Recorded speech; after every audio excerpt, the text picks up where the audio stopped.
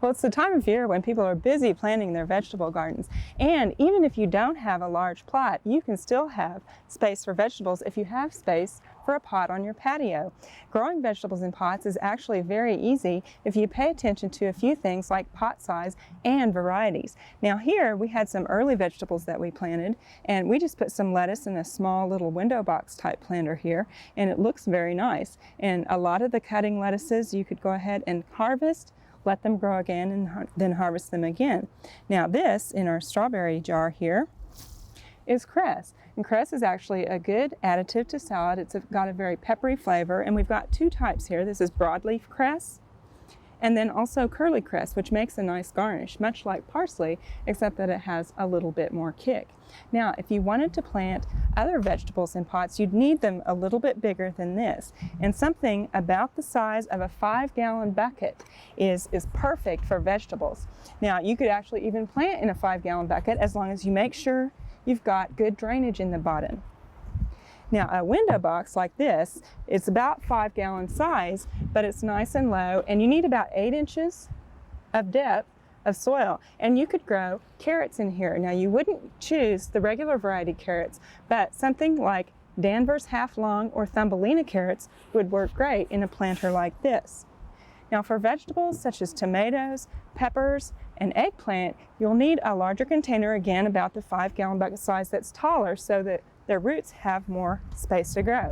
This is a perfect planter, and the thing that you want to check for also is that it has enough drainage. And as you notice here, we only have one hole in the bottom. We need to drill a few more in here so that we have adequate drainage. Then, a lot of people think that their vegetables actually taste better when grown in real soil. And so what you can do is take topsoil, which you can actually buy at your garden center, and mix it with a potting media about 1-to-1. Now, if your topsoil is very heavy, then you might want to add a little bit more perlite to this. But what you want is consistency to kind of stick together, but then loosely fall apart. And fill your container with that. Now, the other thing that you want to pay attention to are the varieties. And we've got quite a few different varieties here that we're going to be planting in pots this year. And a lot of the seed catalogs are starting to cater to people that have smaller areas to plant.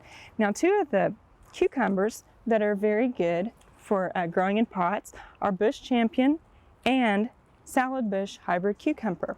And a lot of times if they have bush in the name like that, then they're probably going to be good for growing in pots. Now, a new one from Burpee that we're going to try, especially since I like okra, is the Baby Bubba Hybrid Okra that's been bred specifically to grow in pots. So we're going to try that one out this year.